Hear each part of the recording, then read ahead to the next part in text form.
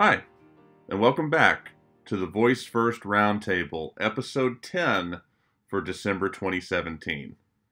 My name is Bradley Metrock. I'm CEO of a company called Score Publishing based in Nashville, Tennessee.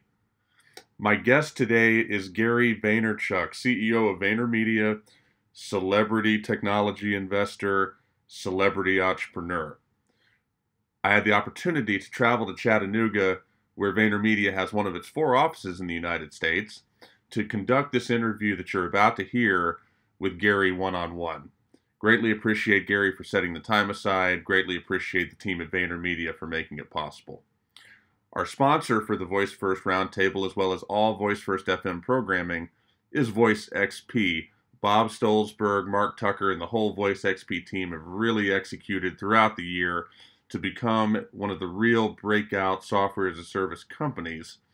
They've been called one of the more innovative software companies in the space. They've developed Alexa skills for all sorts of enterprise business and brands, from CenturyLink, Arizona State University, and even one of the more innovative Alexa skills we've seen the whole year, what they did with Chingy. When your brand or your business is ready to adopt voice, email demo@voicexp.com, reach out to Bob, reach out to Mark, reach out to VoiceXP, or you can even say, Alexa, start VoiceXP to learn more. I really encourage you to check out what those guys are doing. It's phenomenal. This episode of the VoiceFirst Roundtable concludes Season 1 of the show. We will be back in January with an all-new season and really looking forward to it. With that, we'll get to the interview with Gary. Enjoy. Thank you for setting the time aside. Glad to be here. So this show is called the VoiceFirst Roundtable. It's part of VoiceFirst FM, which is a network that I started after talking to you back on May 1st. Thanks to Ted Alling inviting me to come here. You talked to the Dynamo folks. Since then, it's just been a whirlwind. You had preached, just your general enthusiasm and sharing knowledge, but the idea of everybody should start a podcast and there's no reason to wait. Might as well start. So I drove back to Nashville, which is where I live with my family, and started VoiceFirst FM that day. This month we'll cross 50,000 downloads across 46 countries. So in many ways, you're the founding father of VoiceFirst FM. So if I don't say anything else the whole time, thank you for that contribution. I remember your face and body language in that talk, and I genuinely believed you were going to do something about it.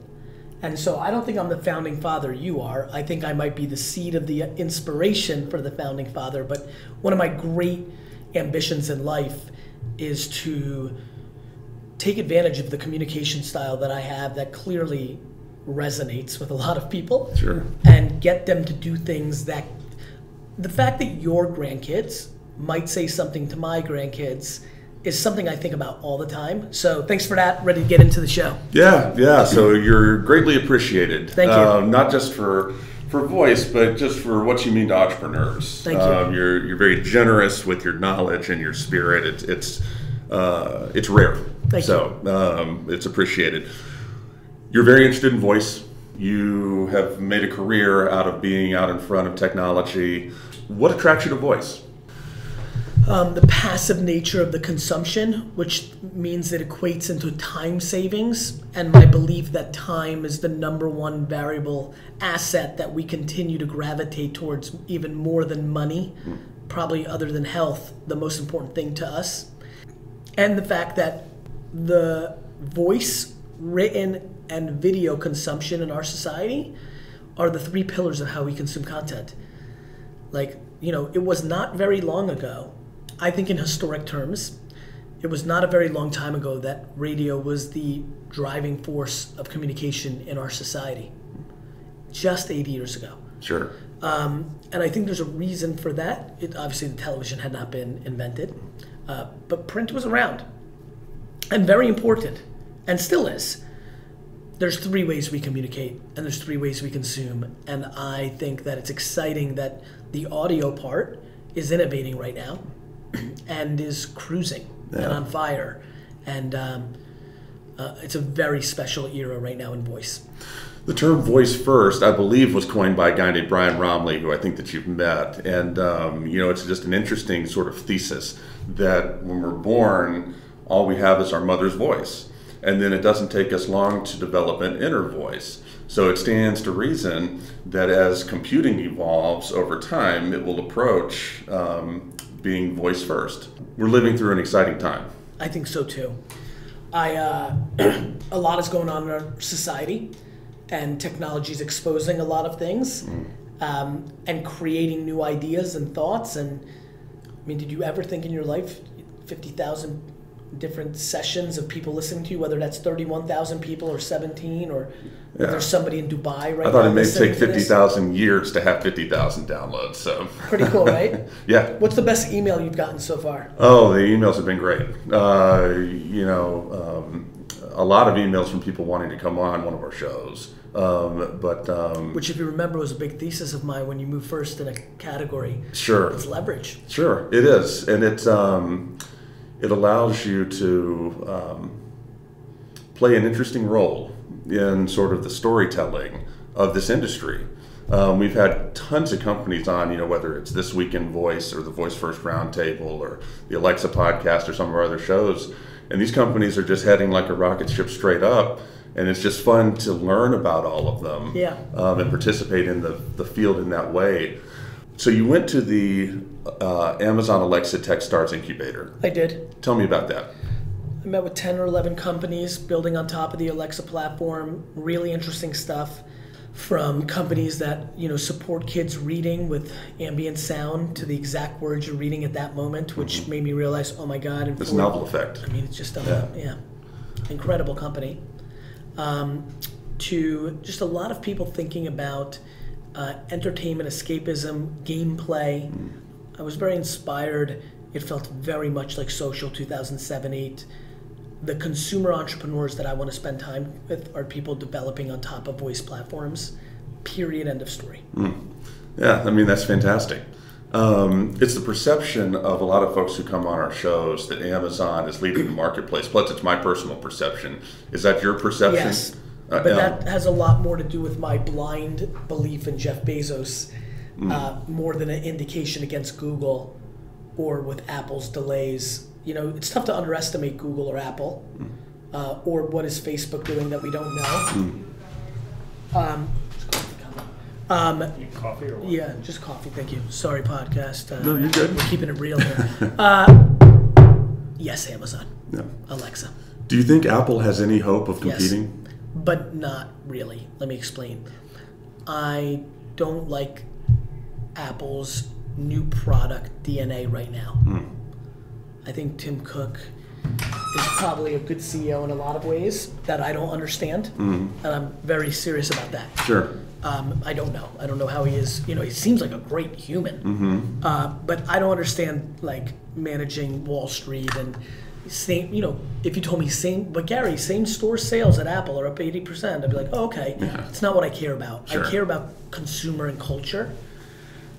He doesn't have that gear, and I don't know whether he bought Beats by Dre to have Jimmy Iovine play that role, but I don't underestimate Apple, because they could literally have a product that's so bonkers, and when it comes out, delayed and all, it could just be like, right? Sure. It's stupid to underestimate Sony in the 90s, and the people that did were really sad when PlayStation came out.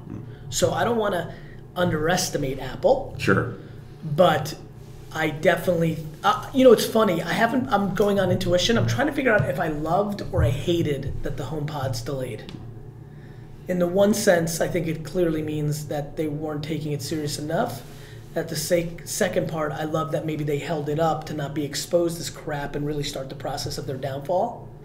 And maybe you're taking it serious now. I don't know.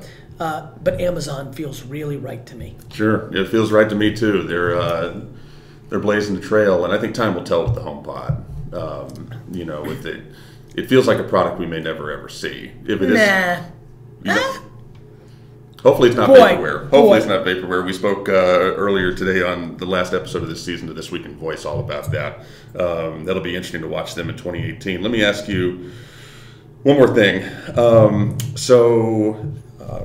In an episode of your Daily V, episode 261 to be exact, from July 7th, there is a scene in that video where you are having a meeting and there's an Echo Show behind you, and you're asking the Echo Show in real time information related to the meeting that you're having, and then you make the offhanded comment that this is the most productive meeting that you've ever had, halfway in jest. My question, Amazon just announced Alexa for Business, and they're going to be making a lot of push into that. And plus the Echo Show in itself is a transformative device. What are your hopes for how Alexa, specifically Amazon with Alexa, impacts enterprise and our lives at work? Lack of friction, speed, cost efficiencies, like what everybody wants from technology. I want Alexa or Google or Apple or somebody else out of left field to make a device that when I walk into an office, it says, Alexa, put up the deck. Do you know how long it takes to get AirPlay to work? Sure. I want to say, Alexa, where's Mickey Cloud right now? That's a lot faster than Tyler reaching out and having access to Mickey's calendar. Like, voice, bro. Like, I don't think people get it. Like, what? Like, it's just like it's oxygen. It's all encompassing. I want to interact with. We all love interacting with a computer. Like, take it for what it is. We love it. Do you want to go to the calendar and see where you wrote on October 3rd you have a meeting with Charles Johnson at 4? No, you like it. We like technology. It's good, and voice is faster. It's much faster for me right now to say, Alexa, what am I doing on October 14, 2018, and get answers right now. I cannot do that faster by taking this phone right now, opening my calendar app, and going there. Sure. That is it. Logistics that mean nothing, that technology should be solving, not human beings being paid low wages to manage. And that's something that VaynerMedia is going to continue to be involved in? Yeah, I mean, we're an Alexa partner. We are aggressively becoming a voice AOR for a lot of our clients. The agency of record for people at home means that we're the shop that's doing that work. It's a huge, huge bet for us. Thank you for the time. Thank you. Yeah, appreciate it. Thanks, Gary. Thanks, buddy. Yeah, and I know that y'all, Special thanks to Gary V for letting us come and conduct the interview in his Chattanooga office. We greatly appreciate it, and we appreciate all the folks at VaynerMedia who helped make it possible. That's it for the VoiceFirst Roundtable for Season 1. We look forward to coming back and getting Season 2 underway beginning in January, so we're looking forward to that. For the VoiceFirst Roundtable, thank you for listening, and until next time.